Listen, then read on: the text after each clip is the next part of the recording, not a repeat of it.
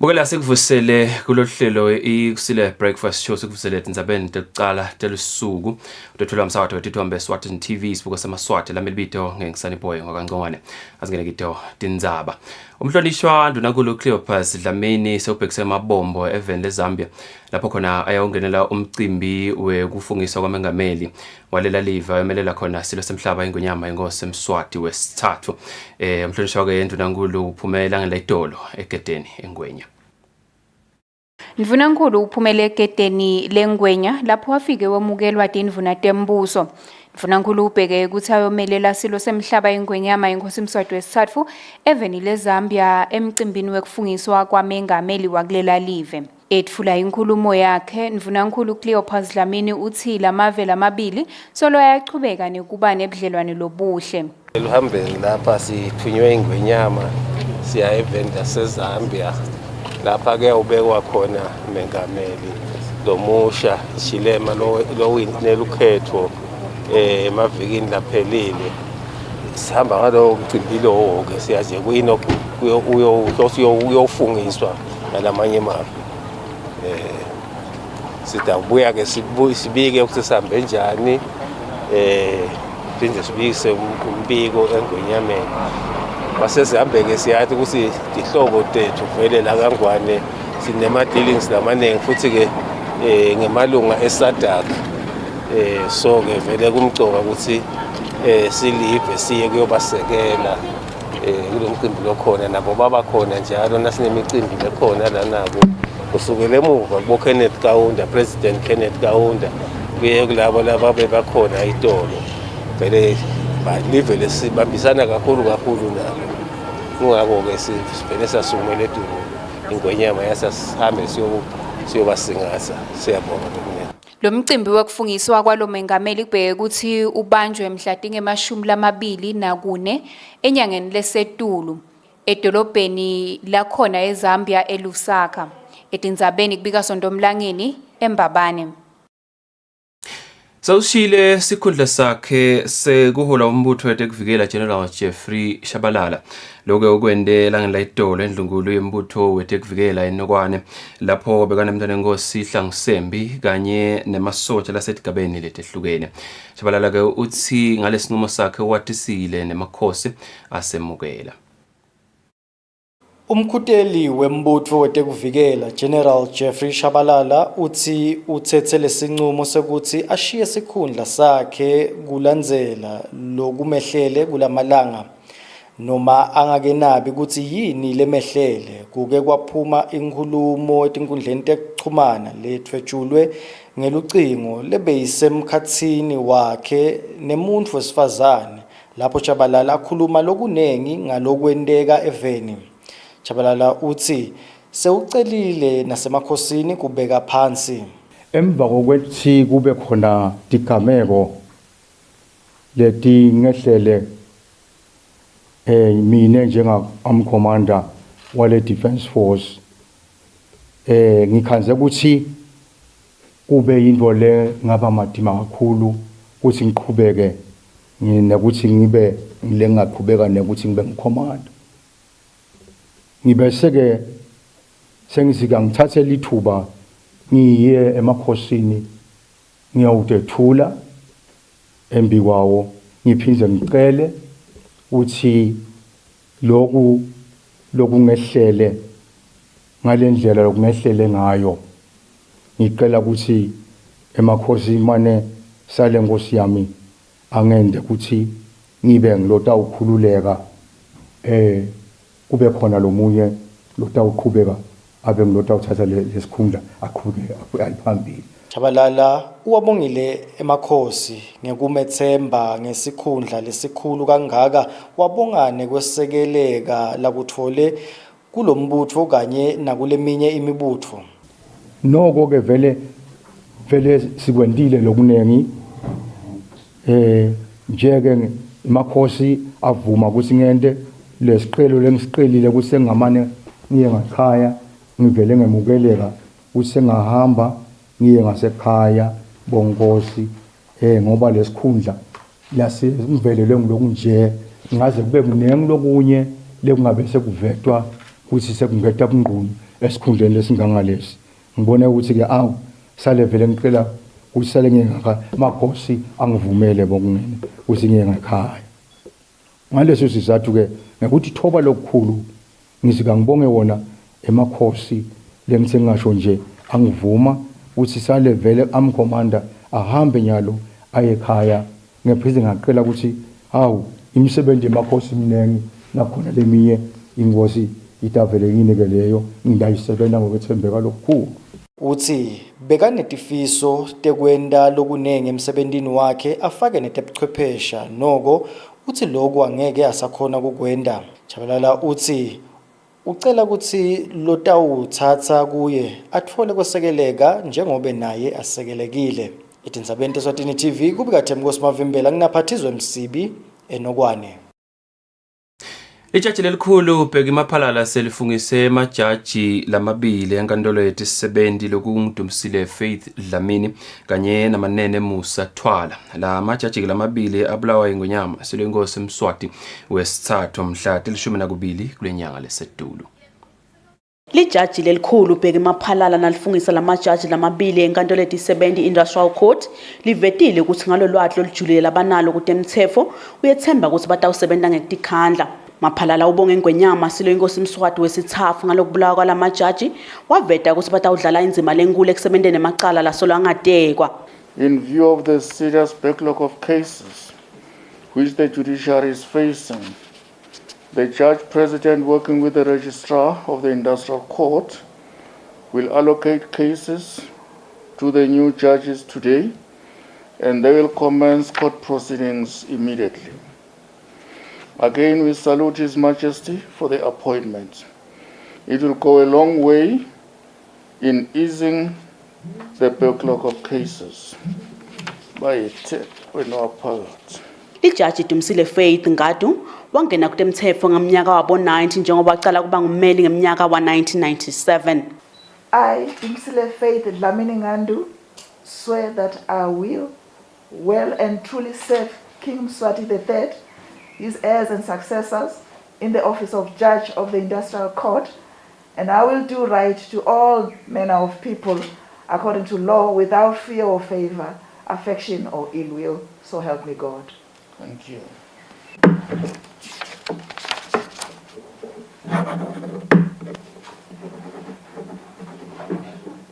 Lijaji Manene Musa Thwala yena waqala kuba ngummeli ngemnyaka wa 1998. I, Manene Musa Thwala, swear that I will well and truly serve King Mswati III, his heirs and successors in the office of Judge of the Industrial Court, and I will do right to all manner of people according to law, without fear or favor, affection or ill will. So help me God.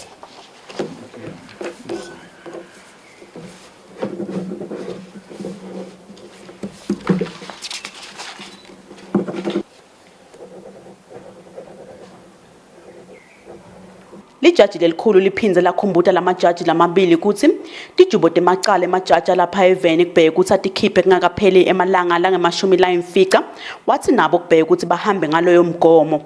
Etindzabeni Eswatini TV kubika Samkelisuye Khoza nginaphathizwe Msibi senkantolo lenkulu. Sekafungisiwe ngalokusemthethweni emalunga eParliamente etinkundla letimbili athanda ukukhethwa. La malunga eParliamente nguDumisile Dlamini wenkundla yakalamgaphi kanye naSipho Mzebele wenkundla yaseshiselweni 1. Lokho kulandzela ukuthi bahamba embili elikhethweni lokugcwaliswa kwetikhala. Lamalunga eParliamente ahambe embili ngemavoti elukhethweni lokugcwaliswa kwetikhala lebolubanjwe emavikini lengcile.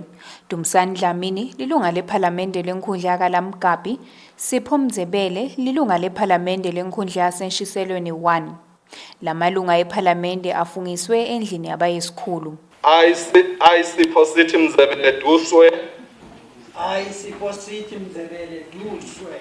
That I will be faithful. That I will be faithful. And bear true allegiance to King Mswati III. And bear true allegiance to King Mswati III. His heirs and successors according to law. His heirs and successors according to law. So help me God. So help me God.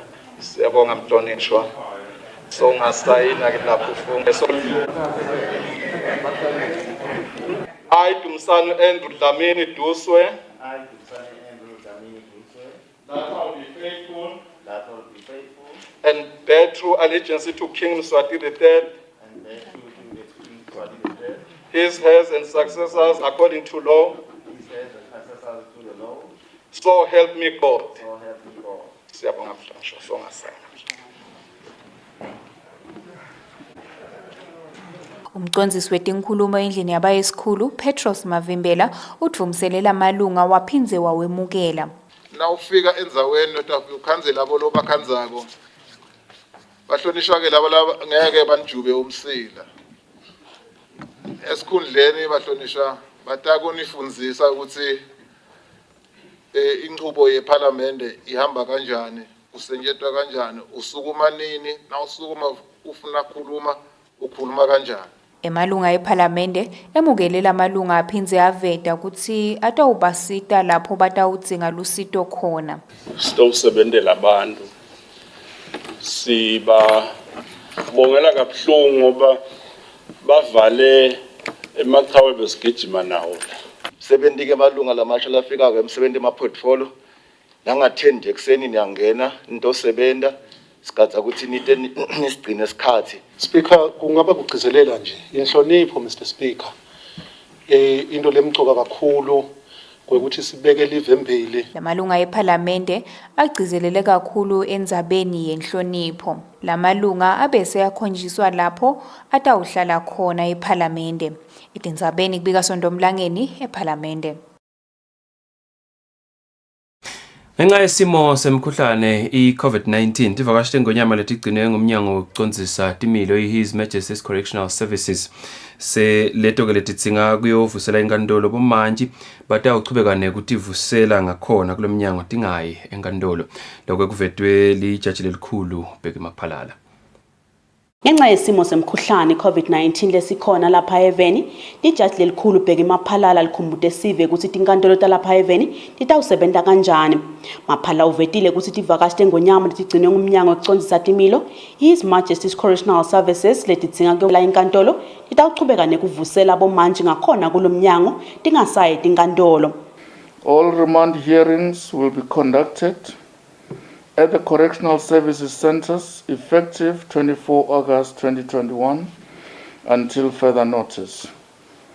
2. Principal magistrates will designate magistrates to preside over remand hearings at the Correctional Services Centers. 3. Inmates will not be transported to the magistrates' courts for the purpose of remand hearings pending further advice. 4. All civil, criminal and labor matters will continue being heard in all our courts in the country. 5. Only persons with a direct and substantial interest in the matter, inclusive of legal practitioners, litigants, close relatives, accused persons, witnesses, court staff, media practitioners, will be permitted to attend court hearings to the extent that they do not exceed 20 people at a session. All people entering court premises and the office of the Master of the High Court will be required to sanitize their hands. Sanitary material will be made available in all entry points. Court premises and the office of the Master of the High Court have installed running water, soap, and disinfectants in toilets with a view to curb the spread of COVID-19. Judicial officers and court orderlies will ensure that people entering courtrooms maintain a distance of at least 1 meter from one another during court proceedings. Meetings of next of kin will continue being held at the Master's office, subject to a maximum of 20 people at a session, and the maintenance of a distance of at least 1 meter from one another. Maphalala ukhumbute tisebenti tenkantolo ukuthi uma tiva timphawu temkhuhlane tivele tisukume tiye emtholampilo lofutane. Waveta kutsi netinkantolo tawuchubeka nekufutfwa ngemuthi wekubulala emagciwane njalo njalo kute kuvikeleka kwanza kwalo mkhuhlane. Etindzabeni teSwatini TV kubika Samkelisuye Khoza kunaphathizwe MCB eMbabane.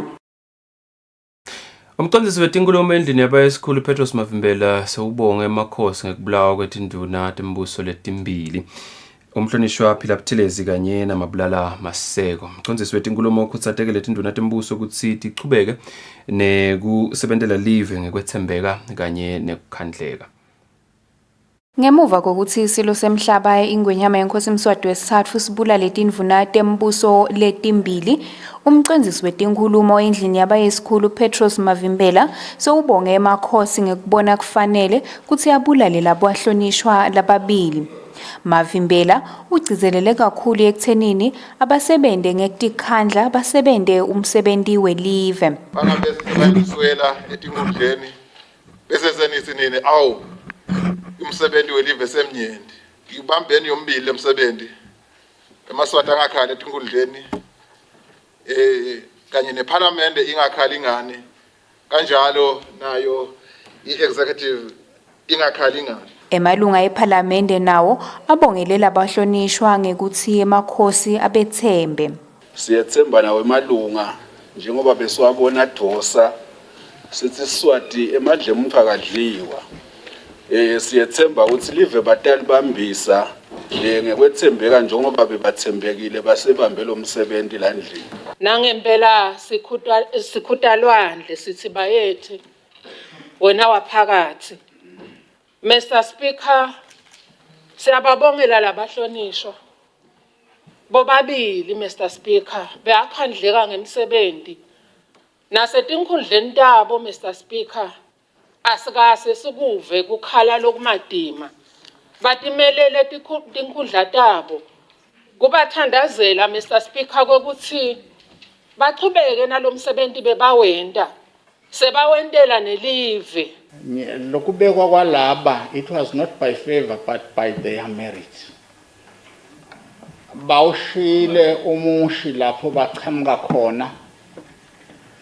Sibofakazi sila endlini. Bahlonishwa labanyenti bakhulume ngavilinye ukuthi labahlonishwa lababili batfole lokuthenjwa live ngemisebenzi yabo lemihle futhi lebonakalako. Etindzabeni kubika Sondomlangeni kuseParliament. Umfundisi Sikhumbuzo Shongwe sewutinikele emaphoyiseni kulandzela ukuthi asolakale ukuthi udubule umkakhe ejabulile ngonyane ngelisondo ekuseni elugaganeni kaManzini. Umfundisi Sikhumbuzo utimikise ngemsombuluko ekuseni sekushayeke insimbi yesikhombisa nakaya ke khona emaphoyiseni bakahamba nababwakhe umbishop neShongwe kulabanye. Umfundisi Sikhumbuzo Shongwe sewutinikele emaphoyiseni namuhla kungumsombuluko. Shongwe utinikele emaphoyiseni akaManzini kulandzela ukuthi asolakale ukuthi udubule umkakhe ejabulile nkonyane ngelisondvo emini. Nkonyane kungumanje solo sesibhedlela eManzini Clinic uselashwa. Shongwe utinikele aphekeletelwa ngubabe wakhe umbishop neShongwe naletinye tihlobo. Kuvakala ukuthi Shongwe uqale watimikisa estation lesikhulu sesifundza sakaManzini ngensimbi yesikhombisa. Shongwe ufike kulesiteshi lesikhulu nelizibithi lokusibhamu lokusolakala ukuthi ngiso lesisebente kwenda lobucala. Ubese sewuhambisa noma ke sohambiswa ngulamanye emaphoyisa netihlobo takhe wayiswa estation semaphoyisa sakaManzini. Lokubhekekile manje ukuthi emaphoyisa ende luphenyo bese ambeka emacala Shongwe. Ngemuva kwaloko kubhekeke ukuthi abese uvela enkantolo yamanje khona kaManzini. Loxhumanisa sive nemaphoyisa Superintendent Phindile Vilakati uyaveta ukuthi yini emacala labhekene nawo Shongwe. Sevele ke ubekiwe emacala kulandzela ukuthi alimate yena lo ngumkakhe nesihlobo sakhe. Uchatshweke ngema-attempted murder lamabili kulaba lababili labagcine bashayeka. Sisatawuchubeka ke noko neliphenyo ngoba letinye tintfo tiyachubeka nekuvela sisendawona umsebenzi. Sitawuthatha konke lesingakweleka siyathemba ukuthi nasicedzile kahle angahlavela enkantolo kumbe ngelanga lesibili noma ngalesithathu. Ndabeni Eswatini TV kubika Themnkosi Mavimbela nginavuma inkosi Nzinisa kaManzini.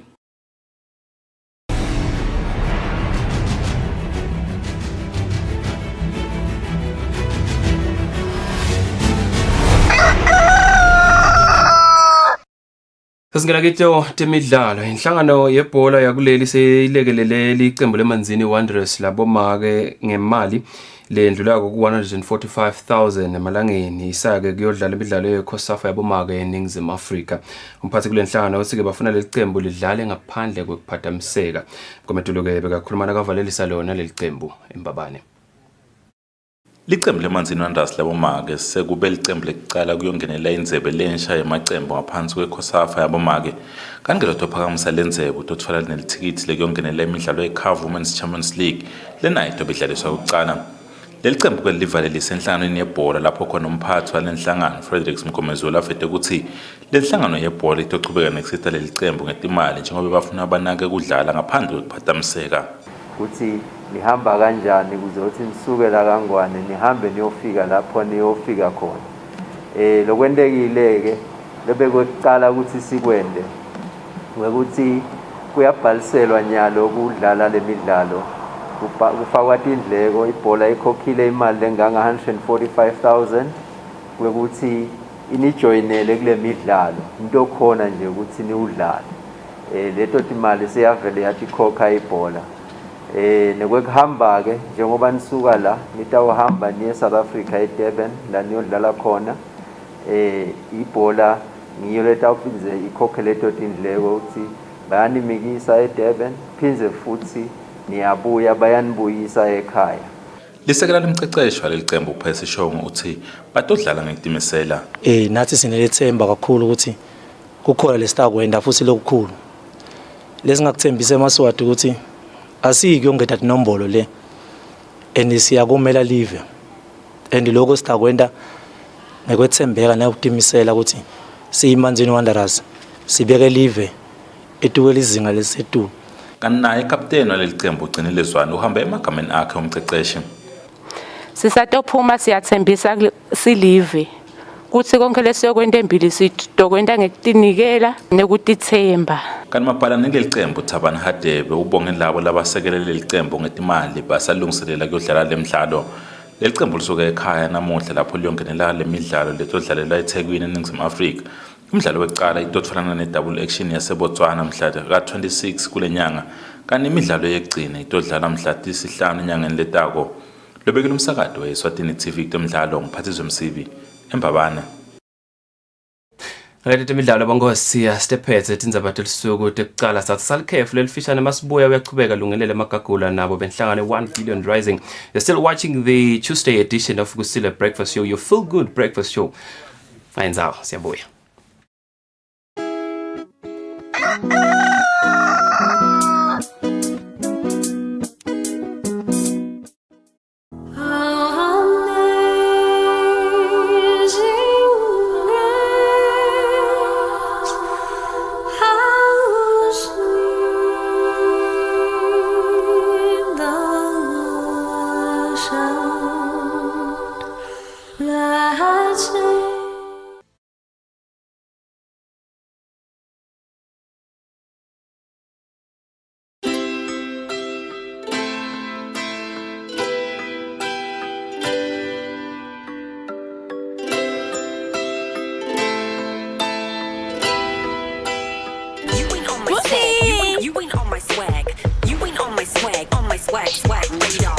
Hey girlfriend, call me.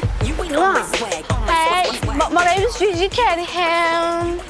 And Gigi's a movie star I haven't seen in my life. I came here to say, hello everyone. This is who I am. But let's go. You want a piece of me? Yeah, you know you wanna hey, hey.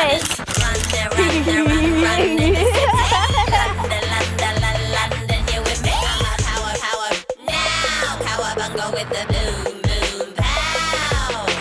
You ain't on my swag radar.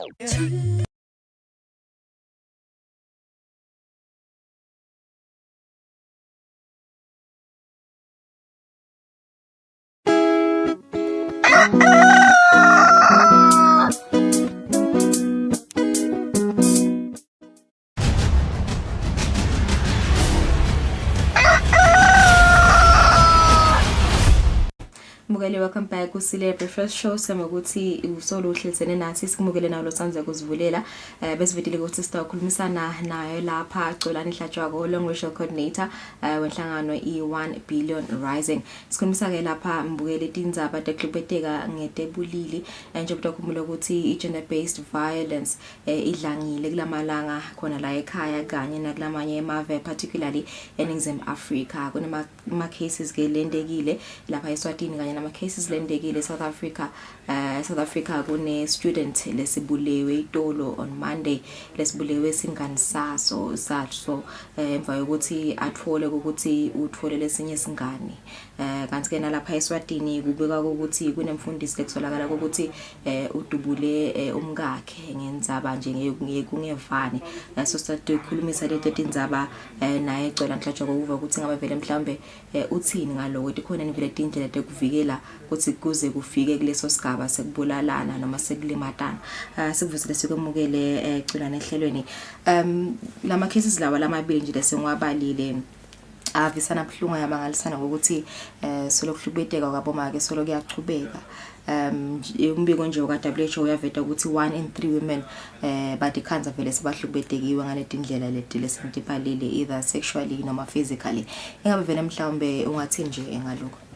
Angibonge singibingelele nembukele ekhaya ngubingelele nawo kwecala nje kubonga singumkhankaso we1 Billion Rising ukuthi umsakazo uyachubeka kuveta ema platform noma emathuba ekutheni sithi khulumise letindzaba ngoba kuze sitokhona kulekelela losekhaya ekutheni siyilwa njani lendzaba sonke sifundziseke sibe mcondo omunye ngokuthi sihle sithola emathuba lafana nalawa sitococisana ngale tindzaba lolo sokhulume ngako ke indzaba yekuhlukubetana kulama cases ikakhulu nangala mbalwa nje lesisuka kiwo nangale siweve 11 la kangwane ngicale ngawo ngilamanye kulamanengi la khona lendeka kweveni and isilive la kangwane nakukhulunywa ngetindzaba tekuhlukubetana sise lizinga lisetulu kakhulu and lelizinga lendlela lelisetulu ngakhona lesikhomba ekutheni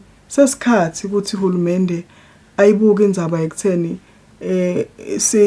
i-gender based violence noma indzaba tekuhlukubetana ngetebulili saletibukwa njengendzaba lesehlakalo eveni la kangwane and siyafisa futhi siyethemba ukuthi umthetho utawuthatha indzawo yawo kulama cases lawa lakho lendekile and umangale lesibhuku bantu lasebanaso umuntu ahlukubete evengazi ukuthi nangihlukubeta kulokuhlukubeta bengigwenda bekuyindlela yokuzivikela angathi ukuthi utivikela njani na uhlukubeta lomunye umuntu ngoba ayikho into levumelekile emthethweni lengakwenda ukuthi lomunye umuntu umhlukubete lomunye umuntu umbulale nangabe kufika esigabeni sekuthi agcine loyo mfulo ya afile so ngisho nje ukuthi lizinga lisetulu kakhulu and ngeke sipheke ukuthi ngiCovid kuphela akhona COVID noma ngekho vele kuhlukubetana bekuvele kukuleli zinga lelisetulu kakhulu kangaka laveni la kangwane so lokuyachubeka sikhuluma nje ngayo nje GBV kunetinhlobonhlobo nje ta kokuhlukubeteka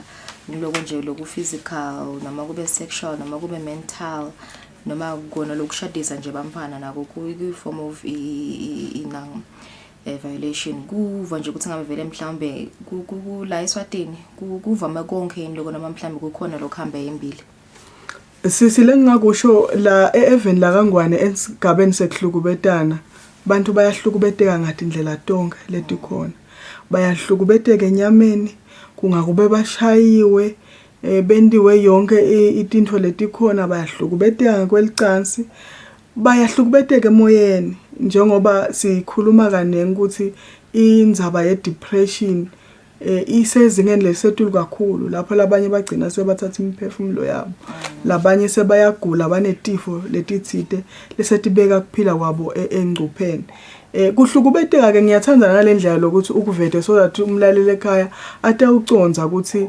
nasikhuluma ngekuhlukubeteka kusikuphela ukuthi bangishayile bangidlwengulile noma bangikhulumele amagama lamabi kepha lokuthi angondliwa ngihlukubetekile umuntu nakangakondli noma ngondla umntwana wakhe uyakuhlukubeta lokuthi ngathi ngingimake ngihambelwe indvodza senibona ngazuthi akufanele ukuthi bengingazuza efeni lalendvodza ngoba mina ngingumfati kuhlukubeta kwakona lokho kuhlukubeta lokuthi ngithi ngoba mina ngwesifazane ngithi ngifuna indzawo ningalele mina ngoba ngwesifazane kuvakala ngathi ngingafuna ngibe newesilisa kuze ngithole indzawo kuhlukubeta kwaloko ngoba akusakuphathe emoyeni inhlala kahle yakho sekuyinyathela so ngalamafisha ngifuna kuveta lokuthi noma ngabe yini leyenda inhlala kahle yakho ingabi ngile kahle lokucinzetelako lokunyathela ilungelo lakho lekuphila ungumake noma ungumuntu lokho ke nakwendeka empilweni yakho usuke sohlukubetekile sithe ngathi ngicoca nalabanye kulomnyumango bayamangala labo make bathi usho ukuthini ukuthi ngiyahlukubeteka nangabe la khaya bakhuthathe ekutheni ngoba umfana sakhulelwe salahamba yokwenza mosilana into lenhle wakhelwa likusasa kunento labangayiconzi labantu labadzala ukuthi nakukhulunywa ngekuthi umuntu ufuna ahamba yokwenza kunetigaba emthethweni lekufanele ukuthi alungelele ukuthi sangakhona and ikuthathana kufuna kube nekuvuma kubantu lababili so kuyachubeka kuyendeka lokuthi bantu benziswe akukhathekeli noma mncane noma mdzala ngoba na ungavumelani nalento lelo ukuthi sengakhelwe ngaphocelelwa sengihlukubetekile and naloyo mendo lengiyakuwo angeke usaba nenhlala kahle nalenye indzaba le kuhlukubeta lechubekako indzaba yekukhuleliswa kwabantwana basebancane kuyanza kuyachubeka and le ndlela lokwendeka ngakhona kusibeka ke esigabeni lokuthi sitaba nebantwana labatawukhula bangakatholi lithando lebatali bobabili bangakakhona ukuthi bathole kukhuliseka kahle labo bantwana labo kungendeka tinhlitiyo tabo titabe tilukhuni tingakajabule empilweni lokwendeka konke umuntu longakakhuliseki kahle nalocinzetelekile empilweni yakhe emathuba amaningi ukuthi naye angahlukubeta noma acinzetele labanye ekukhuleni kwakhe noma empilweni yakhe asachubeka so ngingasho nje ukuthi kuhlukubeteka bekunene kunengi kuchamba ngendlela letinengi and even la kangwane siyakubona bomake bayashaywa ukhona lobanye labaze bathi asisakhona ikulala la khaya umakhelwane wethu siyathi ukuthi kungashona lilanga sidamuva hlaba inyanza leyo sidamuva huluswa phasi bantwana bayamemeta babeyekela kubulala make babe ungambulali make sekuyinto leseyichubeka ihlala iyendeka siyakubona and lo sekubuhlungu kulenzaba yekuhlukubeta wona sisi nemlalele ekhaya ukuthi labahlukubeti kenyalo sengilabantu lengabe namuhla sithi silive ngona mahlahlandlela la leader by example kulabanye labasakhula so labantu laba kulama positions lasetulu lesibahloniphako sengabe umbamba laba hamba embili ekuhlukubeteni lo sekwenta ke ukuthi uthi nangilo lapha phansi nangabe bana hlukubeta bengingibani mina and lokubese futhi kube buhlungu ukuthi labahlukubeti laba la kubantu labasetigabeni labahlukubeta bomake asiboni umthetho uthatha indzawo ngabo kuyendiwa nje bachubeke bakhululeke kwenda ke lokho ukuthi lo mthetho lesiushayile silive wekulwa nendzaba tekuhlukubeta siucekele phansi kwenda ke nanguya lomunye lofuna kuyithatha indzaba yekuhlukubeta ukuthi indzaba lekufanele ukuthi silwe nayo athi hawu yini ngazuthi kunebantu labathite lekufuna kabahlukubete labanye kufuneka ukuthi bahlukubete so letinto leto ngito letenta ukuthi lokuhlukubeta ke kuqhubeke kwanze ngaleli zinga lelisetulu ngakhona ema statistics akhomba ukuthi lokuhlukubeta even la kangwane lokunengi kuhlukubeta kusomkhathini kwabantu lababili kubantu labahlalisene ngathini i-domestic violence isezingeni lelisetulu kakhulu lokusho ukuthi uyukhanze ukuthi noma bayathandzana labo bantu noma ngumntwana uhlukubetwa ngiloya lahlela naye ekhaya noma ngimaka uhlukubetwa ngibabe noma imndeni uhlukubetwa mhlambe nguandu uyahlukubeteka noma ngusikoni uyahlukubetwa imndeni into lefana naleyo lokwenta ke ukuthi labantu labahlukubetako nangabe bantu labasesigabeni bangendi lutho kwenta lokuhlukubeta kwanje lokunye lengifuna ukuveta sisakhuluma ngalabantu labakhulu labahlukubetako bakhulu letigaba basuka kuma institutions tsite noma ematiko tsite noma etinhlanganweni tsite letinemsebenzi ekutheni ngabe tiyasivikela noma tihambe embili ekukhuthateni kuthula ekukhuthateni inhlala kahle kepha siyatibona letinhlangano noma lamatiko lawo athula nje ambuka umuntu ahlukubeta ngifuna ukukhuluma ngelisondo lisondo yindzawo sonke lapho uthina uvuka ekseni yindzawo lokwatiko ukuthi ngilapho ngitawubalekela khona kepha nangabe emasonto atawuvumela baholi bawo ahlukubete kube bete lesikuvako la kushoko lokuqinzetela noma lokungahambisani noma basuswe labo bantu labasolakala ukuthi bahlukubetile kuletigaba kwenta ke lelithemba ekutheni sivikeleke kangakanani thine kulendzawo lengcwele kangaka lapho sathi ukuthi ngilapho sitawuvikeleka khona kepha ke kuyachubeka and umuntu nje angakusho akubhekise wona emabandleni ukuthi sicela lisondo lithatha indzawo yawo yekwethembeka neyeliqiniso neyekuvikela sithundi sebantu and nakutawuchubeka kanje kutawuchubeka kube kunengi imphefumulo lelahlekako kube kunengi bantu labalimalako kuba kunengi tintsandzane letawusala tibe khona event Ngiyakuva Gcolani wabeka lama examples akho and uvedile lapha ukuthi ninhlangano noma nitinhlangano nefisile lokuthi uhulumende sale beka kuhlubeteka ngetebulili GBV as I declare as inang emergency kubuta lokuthi mhlambe nangabe asesithi vele sokwendile lokho seka declare vele ukuthi GBV say national emergency ni yini mhlambe leyo letawuhluka kuna lokho lokwendeka nyalo nibheke ukuthi ama cases GBV atawubekwa kanjani yini letawuhluka nasethiwa vele uhulumende so declare. Ngiyabonga sisi uhulumende nakasa asayibukile indaba ekuhlukubetana njengesehlakalo kusho ukuthi ke sekuyawuqala esigabeni sekuthi kuhlale phasi kwakhiwe ama strategies laqinile latawu responda noma latawulwa netindzaba tekuhlukubeta kwecala lawo ma strategies latawakhiwa noma ma action plans ataba ngula gender responsive lokusho ukuthi kutawendeka ukuthi endasiqiniseke ukuthi ayayibuka inhlala ayambuka make ayambuka umfana ayambuka babe ayambuka nentombatana and iphinze sisakhuluma ngaloko atawendeka ukuthi kuleto tigungu noma tigejana letawakhiwa njengoba sibukene nasi responda ku-COVID ngoba simdeclare le COVID-19 ukuthi sehlakalo kube netigejana kuletigejana leti bonke lalabathinseka kuyawendeka siqiniseke ukuthi bayathindwa baba khona bafake imivo yabo yekwakha letinhlelo tekuthi silwa njani nalokuhlukubeteka akugcini ke lapho kulokwakha letinhlelo kutawenda siqiniseko sekuthi kulama approaches ethu atawuba ngilawo la holistic noma ngidawuthi ngilata ubuka tonke tingoni letikhona kwekucala even la kangwane sivamisa kakhulu ukukhuthatha ekutheni nawuhlukubeteka reporter atawuboshwa loyo mhlukubete kunengcenye lengcikwanyana lesiyikhohlwako yekuvikela lo muntu lohlukubetekile ngoba nangicala nje ngiyo reporter ukuthi ngihlukubetekile sengivele sengitivulele ukuthi ngihlukubetwe nathi ihlobo nebangani balomvu longihlukubetile lokusho ukuthi uthi khanza lomvu lohlukubetekile asaphinza ahlukubeteka kakhulu ke ngoba wena sokhulumile ngoba uthi awuphinza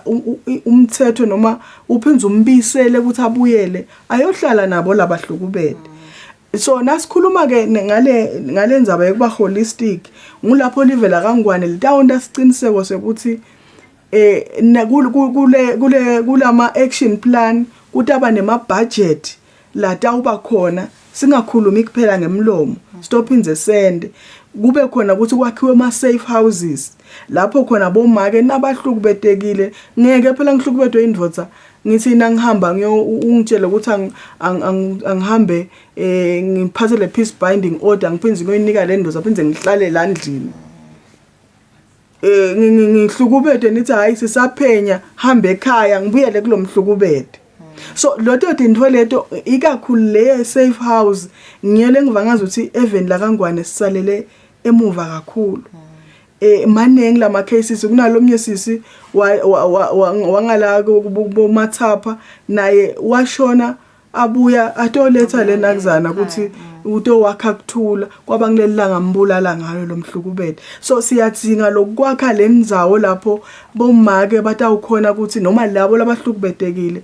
bakhona ukuhlala khona bangahlali njengetiboshwa bahlale ngendlela ukuthi ba empowerishwe bafundiseke ubuyela ku community im accept ngoba lona loboshiwe uya trainwa endiwe konke kuphinze kubuyelwe lemangweni ukuthi mumukeleni makuze kunama programs lendiwa ba correctional service ukuthi ubuyelwa nje umukelwa njani emangweni usengumuntu losishintshile so nalona lohlukubetekile to avoid le further victimization further discrimination ukuthi simbisele umango accepte ngendlela lekahle phindze ke futhi lokunye nasesibuka ukuthi sesisebenza mbamba tawenda siqiniswe weven la kangwane ukuthi sithe labahlukubeti labathi handover ko emaphoyiseni kuthi emva kwaloko kuthiwa sothoyila ibail awuseva ukuthi kwentekani ngelicala lakhe ngoba yena una that prominent figure status sesibabonile sekwentekile and kutawuba naloku ukuthi umuntu nangabe abekwe licala masinyane kutawuphenywa arrest phindze futhi achargewe ngendlela lefanele hayi lokuthi kungasevakali ukuthi kugcinela kuphi so tonke leto into nalokufundiswa kwabantu ke kule holistic approach itawuba khona ukuthi kucizelelwe ngoba inhlangano tiyasebenza tifike esigabeni letsite kukhona uhulumende lapha afana afake khona limasela leliqinile yena kugcinzetela nokwenta siqiniseko sokuthi ema funds ekwenta siqiniseko ukuthi abantu bayafundiseka uyawaveta uhulumende uyachubeka abantu bafundiseke ngengaya kulenye community ngala kaho ngethuka kakhulu umlaleli nawe sisi ngethuswa ukuthi sikhuluma nje ngendzaba yekuhlukubeta ngibabuta ukuthi endzabeni ye sexual offenses noma yasodova ngoba sisakhuluma sexual ngithendzabeni yasodova ngubani loke weva ngaye noma mhlawumbe uveredweni noma weve ephepheni noma bathi kude lesikwatiko bengihlethi nabo make nabo babe labangi30 kuloyo mhlangano angiyukhohlwa ngethuka kakhulu kuthi kude leni kwatiko bathi cha bathi siyafisa lokwati uthi yini lo lokhuluma ngako lokusho ukuthi sikusene emsebenzi lomnengi lekufanele ukuthi siwende sichubeke sifundise abantu kubuda nje ucolani ukuthi ngiyathi lokho ukuthi vele iGBV yatiwa ngokuthi vele mhlambe yaffect abomake kanye nebamfana bemamfumatana kakhulu akhona ama cases kuhlubeteka kwabo babe nabo bafana kubuda ke ukuthi njengoba kuyendeka kubobabili what are the lifelong repercussions ayafana nini mangabe kutawuhlukubeteka mine ngingumuntu wesifazane noma kutawuhlukubeteka umuntu wesilisa kuyafana nini vele lokulimala noma mhlambe nje kuhlukile kuba kanjani vele ngiyabonga sisi uqinisile bakhona bobabe nebafana labahlukubetekako and kuyinto lesikhuthatha ukuthi nangabe kukhona babe kukhona umfana lohlukubetekile noma losola ukuthi kungake ukuthi ngenteka hlukubeteke sibakhuthatha nabo ukuthi abakhulume indzaba ke ukuthi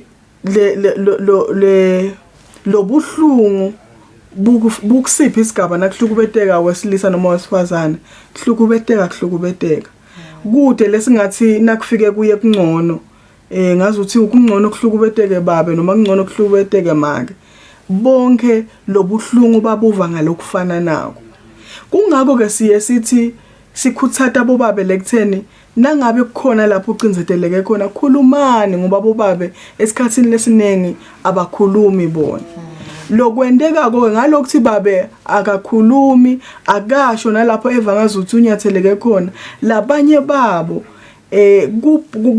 indlela tawuphuhluka ngayo kulokucinzeteleka kutaba ukuthi sothi khanza naye soyahlukubeta sothi khanza naye so kukhona lamshayako sekukhona la lamlimata noma sonenzondo ndlela thite nebantu labathite so ngungakho sikhuthatha lekutheni nabo baba baphumele baleni nangabahlukubetekile ngoba asikukhuthati nawo ngoba nasi ngabe sifuna kuphila emangweni noma ku society lete kuhlukubeta lenekuthula kubhekeke ukuthi bobabe baphile kahle bomake baphile kahle bantwana baphile kahle wesilisa noma wesifazane lokho kutawenda kusiqiniseko sekuthi sonke side lelilawa ngoba imthelela ye abuse kuba ngiko lokuthi lomunye kungaba ukuthi kumlethela sitifo so yagula labanye sebayekele nasemisebentini ngenxa yokuthi lokuhlukubeta sokumlethela itifo lasangasakhona ukuchubeka sebenza losho sokuletha indlala empilweni yakhe lomunye sogcina emsebenzini sophelelwa ngumsebenzi ngoba akakhona nalokusho ukuthi kwentekani yini lemenda angamithi ema deadlines so wahlala nje asihonga lamsebenzini ahlala acabangele umsebenzi bangamrenewal contract kule kungena enhlupheko uyakubona lo labanye ke kuphuma imphefumulo labanye bayithatha imphefumulo yabo athi ngingamane ngife angikhoni lo munye lajaphatha kuvetela khona ukuthi utawuhlukubeta lo munye acinzetele lo munye and lokungazuthi sithi kuhlukubeta kuyimbehla ngisho noma ngabe kuhlukubeteka mina nangabe mina sengicinzetelekile sengihlukubetekile sengilahlekelwe imisebenzi bantu abami sebavele bathintekile nabakubona kwenteka kimi nakubo sekuba affected endlela thithi so ngiko sithi nje wonke umuntu uyadinga ukuthi avikeleke. Alright, kokugcina nje Xolani sikhathi eside kubuda nje ukuthi as 1 billion rising maphe nje ama campaigns noma nje imikhankaso lenendako ukuzama ku raise awareness on GBV. I1 billion rising njengoba every year around September na October stabe silonja itheme yeminyaka lolandzelako sifocus ukuthi lo mnyaka utaba ubuke kuphi kulomnyaka lona sifika kuwo saqala ngokuthi sithi asiqinise live labomake bomake ba empowerishane bodwa bakhulume ngezinto leti bathinzako sikholelwa lokuthi nangabe make asherisha ukuthi wengce kuphi uyawukhona ukuthi lo munye make afunze ukuthi naye angenga kanjani lapho bekacinzetele si encourage nje le empowerment nalokuthi emave abomake evakale etigabeni letinengi lokuthi mhlambe ucinzetelekile ku leadership ucinzetelekile at family level ucinzetelekile at emsebenzini noma ngikula lapha khona kuyawusita lokuthi bakhone ukuthi ba empowerishane bodwa bese sekuba ngiko lokuthi sakhe letigungu emangweni ukuthi imimango yakhe letinhlelo ukuthi tilwa njani nekuhlukubeta kulo kummango nje ngalaka zombothe lese baqalile for bantu labasha ba realize ukuthi lokwenda bantu labasha bachubeke nekuthi bahlale ku abusive relationships noma bathi jike inyanzana kuma relationships la ngalungi noma ebudlelwaneni lobuneni kuhlukubeta kuba ngikokuswela kwetimali baqhamuka nendlela ukuthi ba empower baqale lokufundisa labantwana nalabafana basebancane from 12 years ukuthi bangakhula njani bafunze kutimela kutisebenta noma esikolweni afunza kodwa abe nako lokuthi I want to be my own boss ngifuna mina kuba netimali tami ngifuna ukuthi hlela kuze kuthi kusasa angathi khanzi angilosisi lotawuhlala ekuhlukubetekeni ngoba uthi ufuna ukuzuza lo tithithe angathi khanzi angumfana acinzetelwa ahlukubetwa ngekuthi yena kuthi khona lokuthithela kubhekile kulomake noma kuloyo lathanzana naye. No, yevakala sibonga kakhulu Xolani. Mbukeli besikhulumisana naye lapha regional coordinator wa umkhankaso i1 billion rising Xolani Hlatshwako. Besikhulumisa ke tindzaba tehlukubeteka netebulili njengoba sibonile ukuthi emacala anzile kungasikwa lapha eSwatini kanye naseNingizimu Afrika kulamalanga nje lesindlule kuwo. Seselikefu nasibuya silawe netindzaba tethu.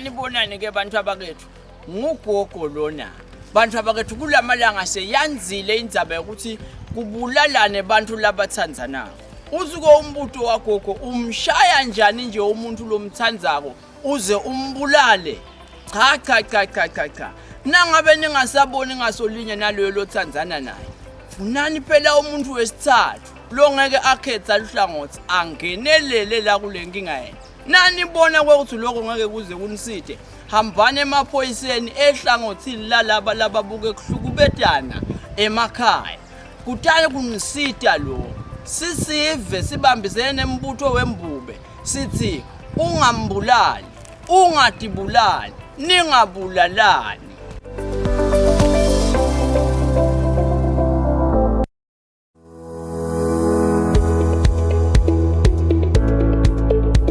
Why should we pay our TV license?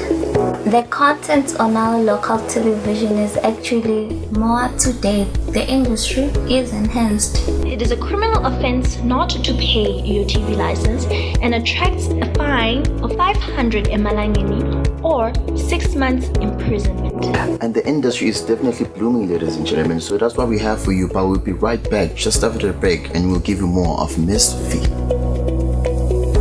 Pay my TV license. That's why I can enjoy the benefits of an enhanced industry and keep track with recent transformation. Mommy, who paid for a TV license and what are they paying for? The owners of TV set and a gadget with a tuner like DVD set have to pay. Pay your TV license at NetBank with the details provided on screen. Or use your cell phone via the mobile money pay. You could also visit your nearest post office and pay there. Pay your TV license via Eswatini mobile imali. Any TV device retailer can purchase a license to trade. Pay your TV license and enhance the industry.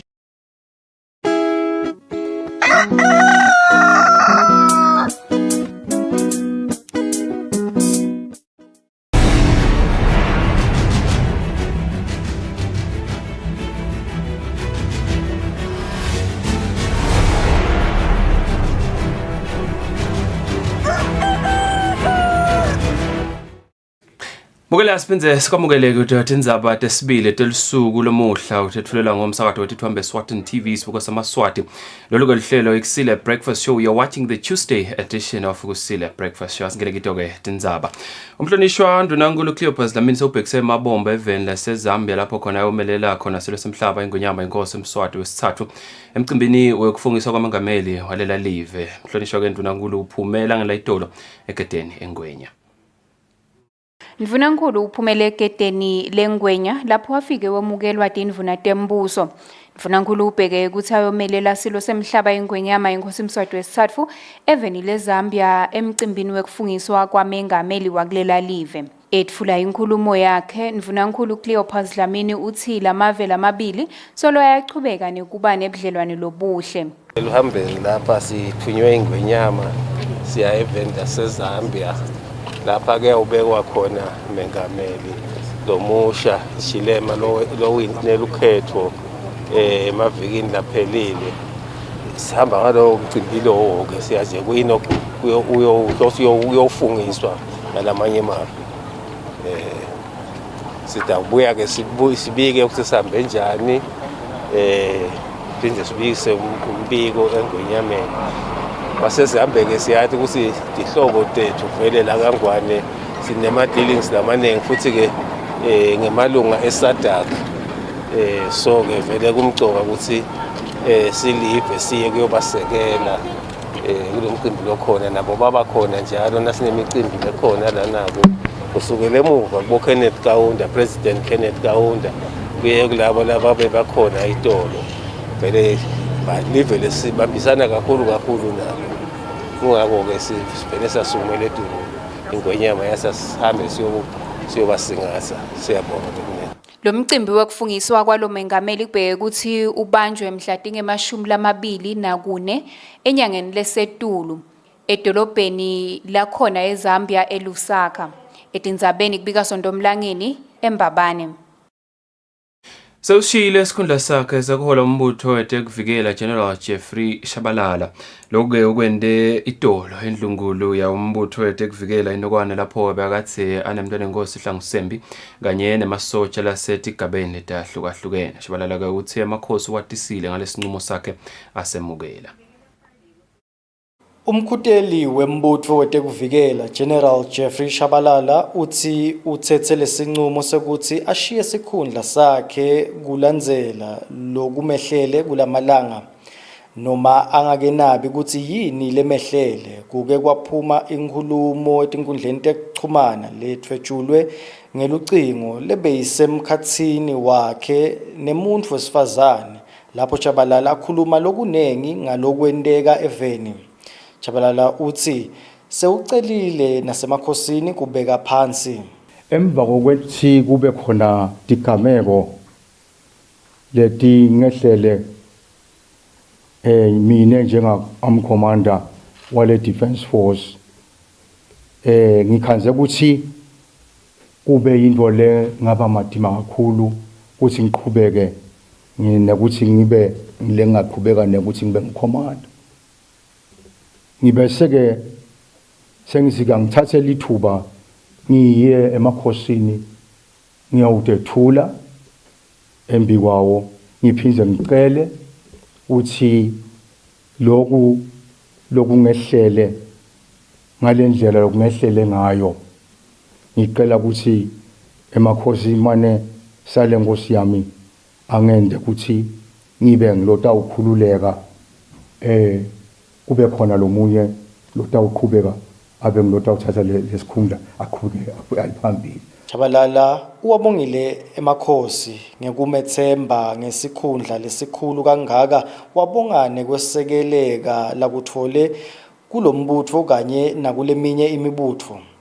Noko ke vele sikwendile lokunengi njeke imakhosi avuma ukuthi ngente lesiqelo lengisiqelile kusengamane ngiye ngakhaya ngivele ngemukeleka usengahamba ngiye ngasekhaya bonkosi ngoba lesikhundla lasivele ngilokunje ngaze kube kunengi lokunye lekungabe sekuvetwa ukuthi sekungeta kungqunu esikhundleni lesingangalesi ngibone ukuthi ke sale vele ngicela ukuthi sale ngiye ngakhaya amakhosi angivumele bokungene ukuthi ngiye ngakhaya. Ngaleso sizathu ke ngokuthi thoba lokukhulu ngizika ngibonge wona emakhosi lengithe ngisho nje angivuma ukuthi sale vele commander ahambe nyalo aye ekhaya ngephize ngaqela ukuthi imisebenzi emakhosi minengi nakhona leminye ingosi itavele yini ke leyo ngidayisebenza ngokwethembeka lokukhulu. Uthi bekanetifiso tekwenda lokunengi emsebentini wakhe afake netebuchwephesha noko uthi lokhu angeke asakhona kukwenda. Shabalala uthi ucela ukuthi lotawuthatha kuye athole kwesekeleka njengoba naye asekelekile. Itindzabeni Eswatini TV kubika Thembi Mavimbela nginaphathizwe Msibi enokwane. Ijaji lelikhulu ubheka imaphalala selifungise emajaji lamabili enkantolo yetisebenti lokunguDumsile Faith Dlamini kanye naManene Musa Thwala. Lamajaji lamabili ke abulawa silo semhlaba engwenyama inkosi Mswati wesithathu mhla 12 kulenyanga lesetulu. Lijaji lelikhulu ubheka imaphalala nalifungisa lamajaji lamabili enkantolo yetisebenti Industrial Court livetile ukuthi ngalo lwatlo lijulile labanalo kutemthetho uyethemba ukuthi batawusebenta ngekutikhandla. Maphalala ubonge engwenyama silo inkosi Mswati wesithathu ngalokubulawa kwalamajaji waveta ukuthi batawudlala inzima lenkulu ekusebenteni emacala lasolo angatekwa. In view of the serious backlog of cases which the judiciary is facing, the judge president working with the registrar of the industrial court will allocate cases to the new judges today and they will commence court proceedings immediately. Again, we salute His Majesty for the appointment. It will go a long way in easing the backlog of cases. Ijaji Dumsile Faith Ngadu wangena kutemthetho ngamnyaka wabo 90 njengoba waqala kuba ngummeli ngemnyaka wa1997. I, Kusile Faith Dlamini Ngandu, swear that I will well and truly serve King Mswati III, his heirs and successors, in the office of Judge of the Industrial Court, and I will do right to all manner of people according to law without fear or favor, affection or ill will. So help me God. Thank you.